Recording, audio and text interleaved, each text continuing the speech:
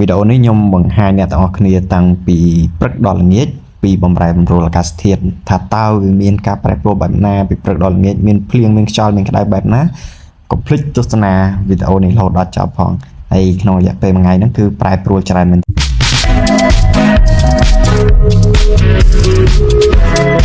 វេសួស្តីអ្នកទាំងអស់គ្នាវីដេអូនេះខ្ញុំបង្ហាញអ្នកទាំងអស់គ្នាពីការប្រែប្រួលអាកាសធាតុពីព្រឹករហូតដល់ល្ងាចឥឡូវក្បាលវីដេអូនេះគឺខ្ញុំថតនៅម៉ោង7ព្រឹកម៉ោង7ព្រឹកគឺអាកាសធាតុគឺល្អមែនទែនថ្ងៃរះមកចែងចាំងល្អមែនទែនពលឺជះមកគឺឆ្វាចតែម្ដងហើយចង់ដឹងថាថ្ងៃបន្តិចទៀតទៅជាយ៉ាងណាតោះទស្សនាទាំងអស់គ្នាអានេះខ្ញុំថតលបាក់ម៉ោង9ជាងឬក៏ម៉ោង10បន្ទាប់ពីថតពេលព្រឹកហើយខ្ញុំទិញម្ហូបទិញអាហារហើយខ្ញុំយកម៉ូតូមកលាងប៉ុន្តែមេឃនេះវាមិនជាក្តៅប្រហែលទេវារៀងសតុំមកល្មមតែអញ្ចឹងណាឥឡូវខ្ញុំយកម៉ូតូមកលាងយកអីហើយព្រោះខ្ញុំគិតថាប្រហែលជាមិនភ្លៀងទេព្រោះថ្ងៃវារះមកមួយឆាវ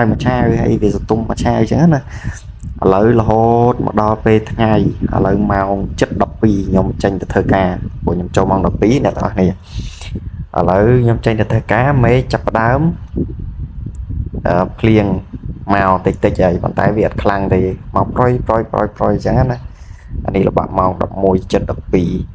ហើយមេឃគឺភ្លៀងអត់ដាច់ទេនិយាយមកម៉ាត់ភ្លៀងអត់ដាច់គឺភ្លៀងរហូតហ្មងតាំងពីផ្ទះរហូតដល់កន្លែងធ្វើការហ្នឹងគឺភ្លៀងរហូតអង្គុយធ្វើការរហូតដល់ថ្ងៃរសៀលហើយក៏អត់តដាច់ទេនៅភ្លៀងប្រយរហូត